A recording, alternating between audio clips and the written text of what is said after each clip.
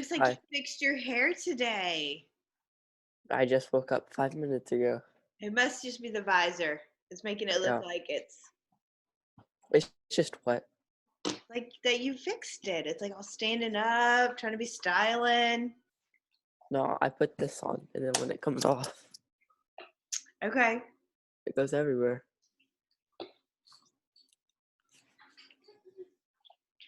I wish I could do it. Just wake up and head to the computer. It would Yeah. not be a pretty sight. My alarm didn't go off again. No alarm? Yeah. How's it going with you guys moving? So the appraisal for the house, the first one was like really bad, and it was like incomplete. So we had to get another one done, and it got done, and it got turned in yesterday. And so we're gonna figure out if we are moving today, like for sure. Oh my gosh. And if it goes through, everything goes through, we'll close on Monday. Wow. Crazy. Well, they give you something to do. Yeah. If you guys It's are stressful. packing, Yeah. A lot is packed. that's the hard part. Yeah. And living out of boxes for a little while. Yeah. That's not very fun. It's an adventure. Yeah. There's Brene. Hello. Good morning. Waiting on all the lazy bones. Nevaeh has a headache, so I don't know if she's gonna be able to jump on. And Alara, it's a holy day for her, so she won't be with us. Her mom just sent me a message. Okay. So you guys have to be super entertaining for the video. Okay. Porter's pretty good at that. Thanks. Yeah, you gotta turn on the charm. Be like, woo! And I think, is it Briley's birthday? It is Briley's birthday. Okay, so we're gonna have to sing happy birthday to Briley. Yes, and it was actually Preston's birthday a few days ago, I think. Was it? Preston, was it your birthday a few days ago? Yeah. Oh, we're gonna sing happy birthday to you too. Yeah, it was Saturday. Bless you, Porter. Corona. Those are just sneezes. Just sneezes. It's just like whenever you sneeze, you feel like you have to be like, it's just allergies right now, okay? I promise. Yeah. I Gotta have be no like that. fever right now. Me neither, dude. Honestly. So how old are you now, Preston? 15. The big 15. So Yeah. you can get your permit now. Yeah. Well, not really, because the DMV is closed. So. Well, as soon as the DMV is open, you can get your permit. I wonder if they could do like your permit online. Because Yeah, I was wondering that, honestly. You think they would move to that? They Then should. you could cheat. You could cheat. That's so true. Dude, you could. Holy crap. But I wonder if you could log into something like this, and so they can watch you. I don't know. There has to be something. But you can't see this. Like, I have paper over here. True. All the answers are over here. Well, I guess you could have stuff on your hand going into, old school cheating. On your hand. I remember watching a show where where somebody put anchors on the bottom of their shoe. So if somebody wants to cheat, I guess they're gonna cheat. It's crazy. Oh my goodness, where is Briley? I have no idea. Okay, well, we're gonna get started with creative time. We'll wait for Briley and Breland. Hopefully Nevaeh will feel better, at least for IW, so she can hop on. Okay, I'm gonna share my screen with you guys.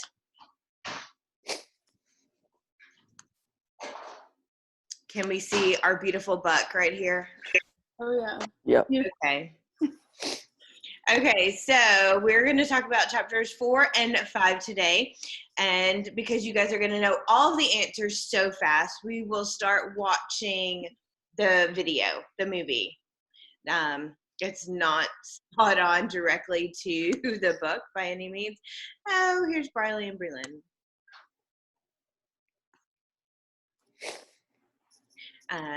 But so we can start watching. It's entertaining. It's a different perspective on the story. It does. It kind of brings the book to life just a little bit, that we can picture a dog and his owner and just being there for somebody and understanding the perseverance that Buck had. I think that's the more important part of seeing it. Okay, but creative time today, because Buck doesn't always listen to what he's told to do. He kind of has a mind of his own. I want you to think about a time you didn't listen to somebody who had maybe a little bit more experience than you did, and what happened, and did you learn anything? So just take a minute. You don't have to write it. You can just think about it, and then you can share if you want to.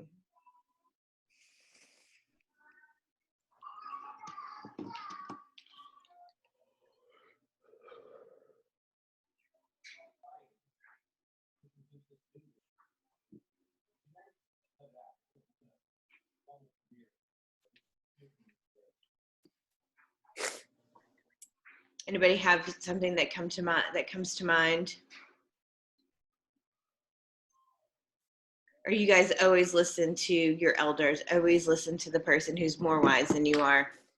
Always. Or Always. I need your expertise on that then. How do you do that?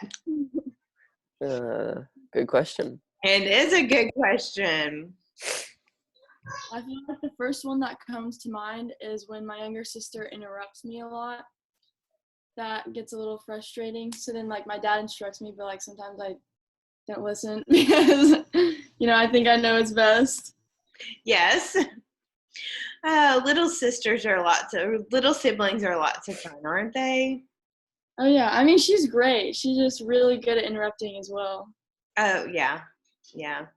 Does she take your face and, like, want your attention? Because that's what my 3-year-old does to me. She just, repeats over and over to get your attention. How old is she now? She's going to be 6 in May. That's crazy. Okay, Porter, you got a time? I still need to think. You still need to think. Yeah. Okay.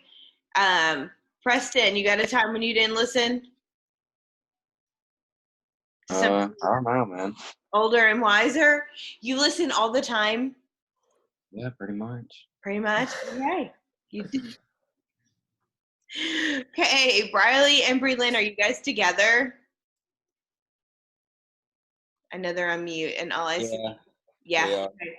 So is there a time that you can think of where you didn't listen to somebody who had more experience than you, and did you learn anything from it? I don't know about a specific time, but yeah, I mean that's happened a lot. I think I've learned before, but I've also not learned. And you just do it again? We all get in that place. We get stuck, or something comes up and you keep having the same reaction to it, and eventually you'll learn. You're like, oh man, if I'd only done that years ago. Well, Buck is kind of in this place because he is now what? What is Buck now? The alpha. Now the alpha. So how does he do in this position? Really well. He is doing well. But he has now the role of, he has to convince others that he can do it. He has to continue to establish his dominance. And now all of a sudden he's the wise dog. He's the one everyone is going to look up to.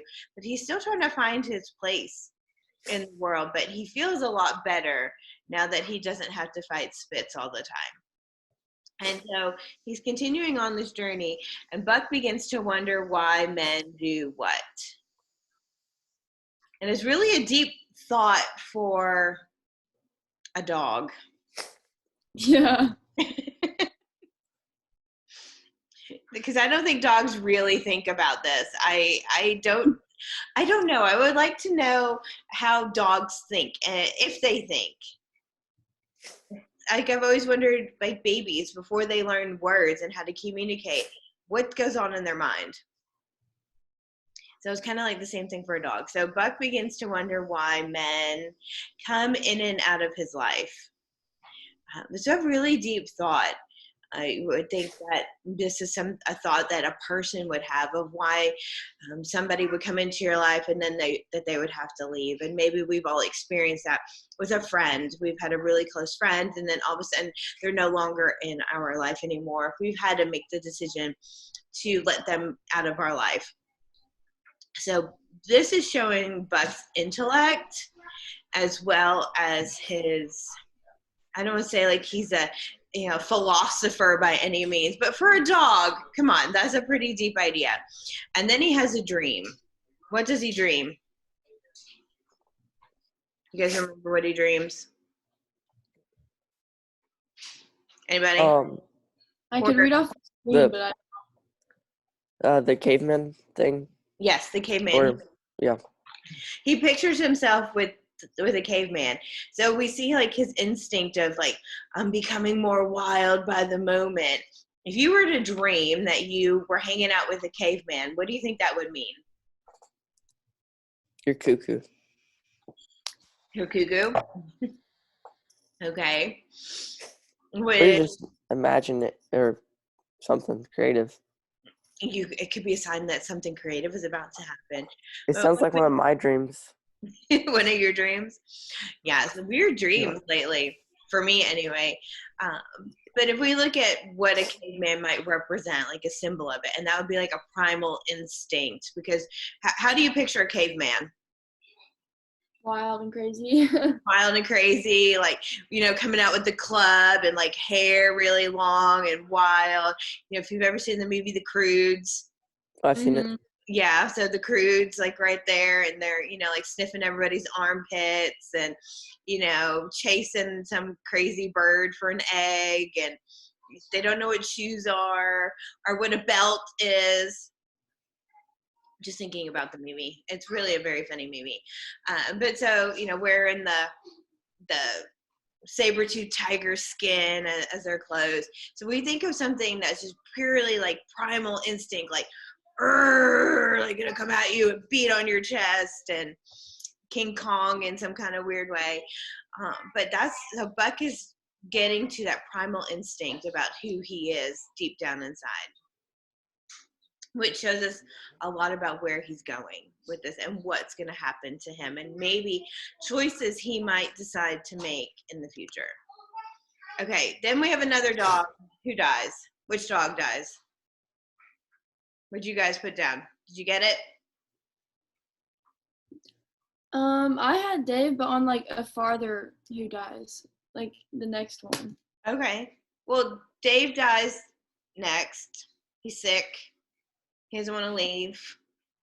It's, we are seeing that what Buck not only thinks about or thinking about in men of like, why do you come and go in my life? That maybe this is something for Buck to consider, that the dogs he's surrounded with now, his friends, his circle of trust, aren't always going to be there. And if he sees somebody willing to stay behind because they're sick and they can't leave, then he might have to make a choice that's that hard in the future. And then all of a sudden we have some new owners. So tell me, like, do you just absolutely love Hal and Charles and Mercedes? Are they like the best people ever? No. No. Oh my gosh. I think that this is almost like a comical part of the book, because you have Hal and Charles, and they're like arrogant and they're prideful men and they're mean. And then we have Mercedes, who's like la-di-da-di-da-di-da-di-da. It's like how you would picture like a Hollywood celebrity or somebody who has lots of money and who's like never roughed it a day in their life might picture a trip like this. She's babying the dogs. Oh, look at my little baby. I'm going to buy a stroller to push you in so you don't have to climb up the tall mountain. Does anybody have a stroller for their dog? Not No. currently. No? Does anybody want a stroller for their dog? Kinda. Kinda. Do they make those? Cute. They do. They make strollers that are not like big enough like for babies, or a little bit smaller like for little dogs. It's a hoot. It would really my is. dog would probably not fit. It's like, I think, for little dogs. Oh. I mean, yeah, it's crazy to see that. Yeah, I don't know why. I just think that that's insane. But that's showing the difference between men and women. We're showing the difference between class here as well, of what people expect. Because when the sled is too heavy for the dogs to carry it, to pull it, what does Mercedes decide to take off? Water and food. Water and food. So we're seeing that she doesn't know quite how to handle the situation. She's not ready to take this on. But then, like, how she's treated in this instance of really showing the difference. And Buck is observing all of this. So if he's watching Hal and Charles be mean to Mercedes, what do you think he's going to expect them to be to him? Does he think they're going to be good owners? Does he think that they're going to take good care of him? Yeah. So at least they're going to have food and water, right? But Mercedes is a hoot. I think she's a great character, just to show that how people were. Remember, they're going for the gold rush here. So this shows people were not prepared for the journey ahead of them. So maybe how have we not been prepared for the journey that's ahead of us? How is Buck prepared for the journey that's ahead of him? Okay, then another dog dies. So we have a dog who dies from starvation. I mean, pretty much. The dogs are hungry. So we have Biley. So we see that so the fact that there's a dog dying from starvation is really Jack London showing you the hardship of this journey. And again, Buck is losing people, is losing his friends in his life. And then so we keep seeing all these things happening, and that's preparing him for big decisions. And one of those big decisions he has to make is, why won't Buck take the sled onto the ice? Because the ice was too dangerous. It was too dangerous. It was thin, and he knew it. It's almost like he's using his gut instinct here. He's leading, and he's taking that leadership role seriously. He's like, I'm not going to lead my pack into danger. And then he meets John Thornton. Tell me about John Thornton. He was the one that saved Buck's life. He does. He saves Buck's life. So all of a sudden, where Buck has not had anyone protecting him, he's had to really just learn how to fend for himself since he was kidnapped from his ranch. All of a sudden, there's like a savior there, and it's John Thornton, and he protects Buck, and he threatens to kill Hal if he doesn't stop beating Buck and the other dogs. So he's really taking his role seriously. He's taking the idea of protecting the animals very seriously, and he cuts Buck free. And when we think about that, not that I just want you, because Jack London did not mean this, because we know that he was not a believer by any means.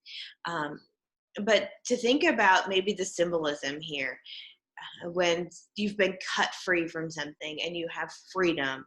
And so who has cut us free? Jesus. Jesus has cut us free, right? So that's Buck all of a sudden has been cut free from the hardships and cut free from people hurting him, and now all of a sudden he has this savior and protector around him, and it's going to make it hard for Buck to continue with his primal instincts. This is where we're going to see him battling of, do I be a dog, or do I continue being friends with this really good guy, John Thornton? And we might get to a place in our lives of like, what do we do?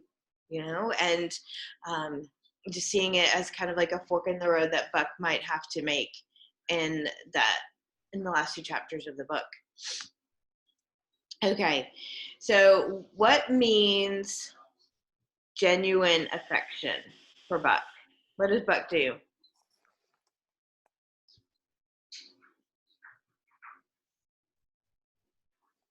You guys remember? After John Thornton saves him, what does he do? He licks the guy's hand. He does. He licks the guy's hand. Very good. So when a dog licks your hand, what's that usually a sign of? Love. It is love. Oh, okay. So I don't have a dog right now, but growing up with a German Shepherd, I mean, she was definitely my protector. If we would take a walk, her nose would be in the back of my knee the whole time. This baby raccoon hissed at me, and this dog picked up the raccoon by its neck and like threw it. She's like, nope, no one's getting it. She's like, no one's getting Aaron. Not at all. And she was definitely my protector, but that dog she hardly licked anybody. She was very stingy with her love, but it's like when she would come up to you, knew you had her trust, when like her little head would go underneath your hand, like she wanted you to pet her, and then like she'd lick your hand, and it's like, oh my goodness, like you would feel like you were part of her circle. She's like, okay, now you're part of Heidi's inner circle, you can be protected now. I wonder why. I mean, of course we don't lick people's hands, but what do we that would be really weird. But what do we do as people that we can understand why Buck was doing this or what this means? What do we do as people? You don't lick somebody's hand. What do you do? Give him a hug or a kiss. Mm-hmm. Kiss it. Handshake.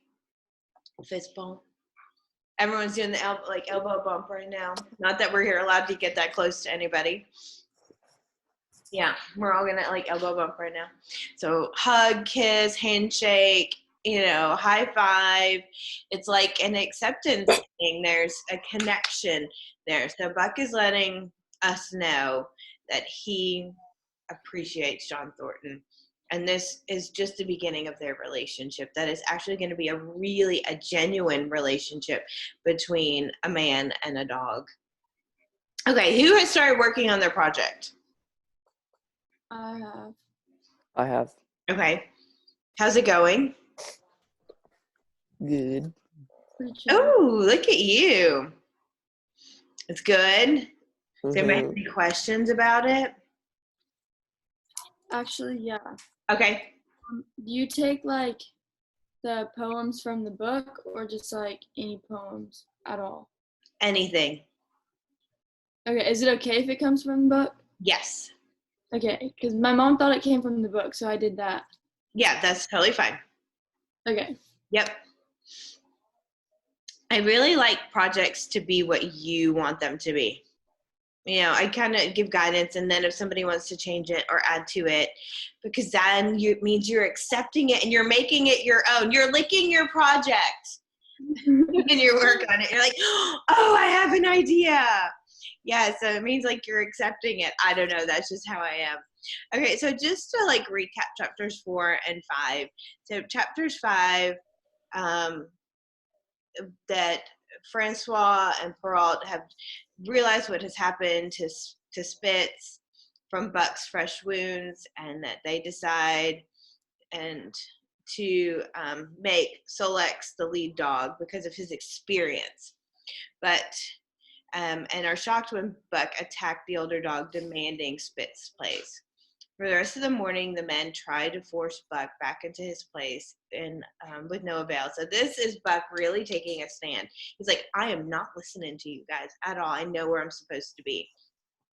So they realize that they're falling behind. So the men give in. So Buck is not only leading the pack, he's now leading the men. The men are delighted to find that Buck is actually an outstanding leader. He's quick, and he makes very good decisions, and he's really like encouraging the rest of the team to do their best. So they realize, oh, we were wrong. He's even succeeded in bullying the fierce Joe into shape, and that was something Spitz was never able to do. So we think about, how did Spitz lead? Did he lead by fear? No. And intimidation? No. How does Buck lead? Do you think he's more of an encouraging kind of dog? Yep. Yeah. Yeah. So I think this shows, and maybe what Jack London is trying to show to us, is that we can't make people do things just solely based on fear. It's when we give hope and we give guidance and encouragement. That's what gets people excited. It's like, oh, they're encouraging me. I can do it. It's getting them to believe in themselves.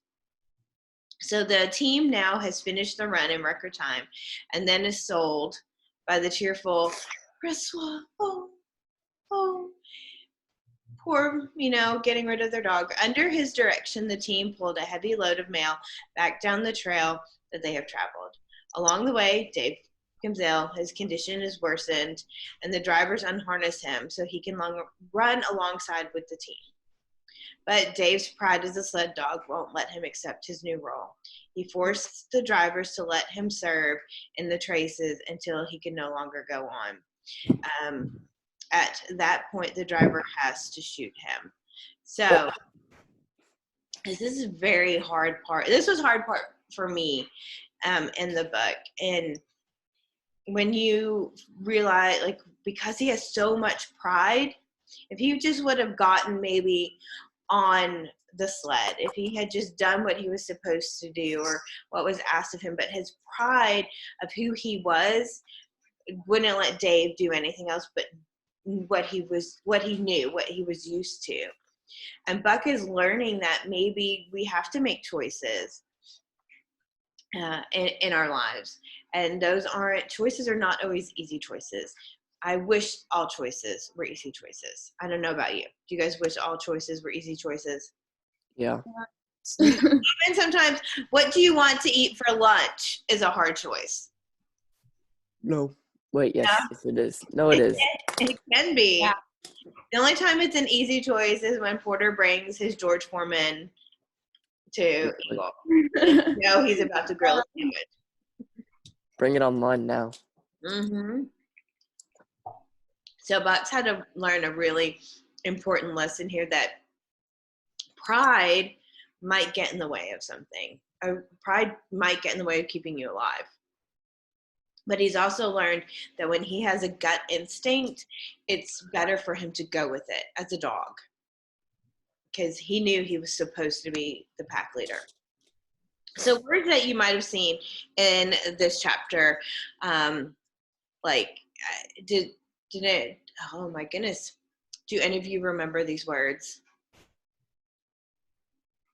Obdurate, celerity.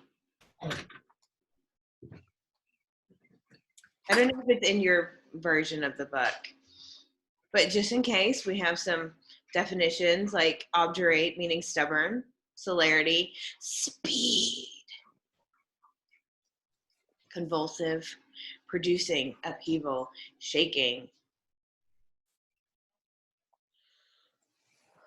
Okay, just some words.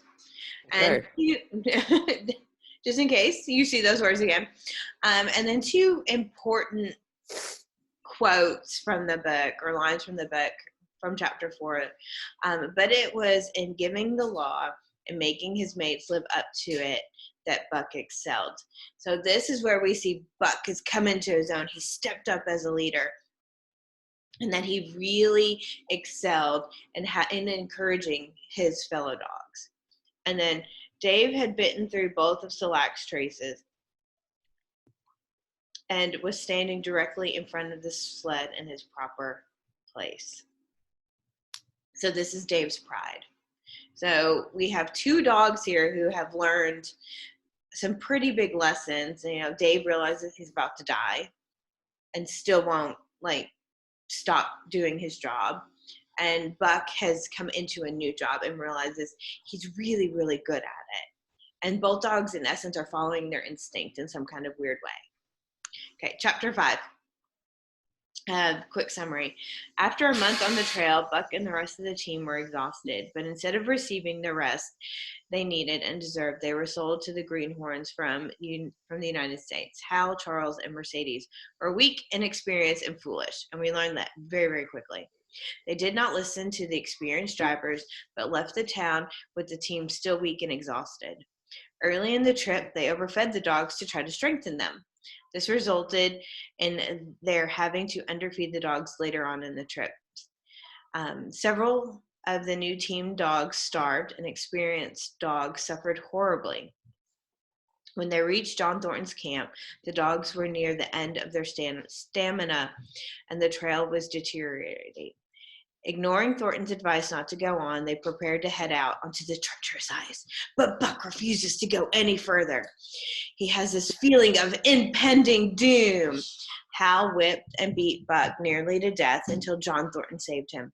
Watching together, Thornton and Buck witnessed the remaining members of the team and their foolish humans drivers disappear onto the black ice as the water gave way. Woo!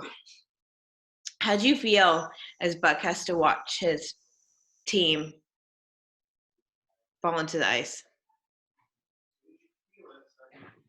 Was that a good scene for you guys to read? Was it hard for you guys to read it? Not really, because like the owners were kind of stupid, but It's like I feel worse for the dogs than I do for the owners. yeah, same. I hate that the dogs have to go, like that they did it, but the dogs didn't have to listen either. So we don't always have to follow an unwise instruction.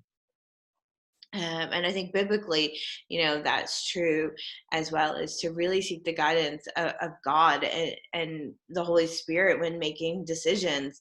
And if only the dogs would have known that, that they were really following unwise counsel. And then a couple of key lines from chapter 5. See, Thornton went on whittling. This is almost the second from the bottom. Thornton went on whittling. It was idle, he knew, to get between a fool and his folly, while 2 or 3 fools, more or less, would not alter the scheme of things. And so it's about picking your battles. What are you going to go to battle for? And Thornton realized, can you argue with a fool? Can we argue with a fool? Not really. Not really. Is it crazy to argue with somebody who won't listen? Yep. I do it all the time. We all do it all the time. And social media has only increased that, where people are just, arguing back and forth. And then you just have to get to the point of you realize, okay, hey, I'm just going to step back. I'm just going to have to step back. And it's okay to let somebody else have the last word, because, sometimes people need that. And, if you say anything else, they're just going to keep coming back at you. So it's I'm just going to walk away. And I've kind of had a Thornton moment yesterday where I just had walk away from talking to somebody. I'm it's not going to do any more good. It's only going to get me upset. So I had a John Thornton moment where I just wanted to continue whittling. I'm give me a piece of wood. Let me make a whistle or a stick or something. I would love to learn how to whittle. Does anybody know how to whittle? I mean, just a tiny, tiny bit. Tiny bit. Not well. Not well. Okay. Well, next year at Eagle, you're going to have to show me what you know, because I want to learn how to whittle. I need someone to teach me how to whittle, and I want someone to teach me how to crochet. Oh, I can knit. I can knit. You can knit? You should do a knitting class. We need to do a Zoom knitting class. That would be amazing. A knitting club or something. It'd be so much fun. We have the Zoom knitting class. That would be fabulous. Okay, so John Thornton is teaching us something here, and this quote, we see a lot about his wisdom, and he knows when to step into a situation and when to just kind of back away from a situation.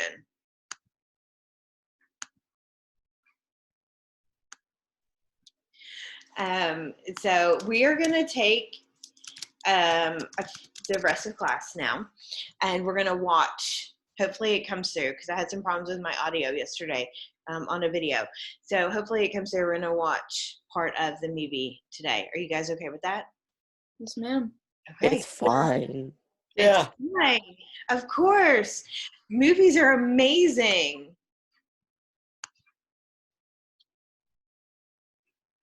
So let me share that screen. Had found a yellow metal.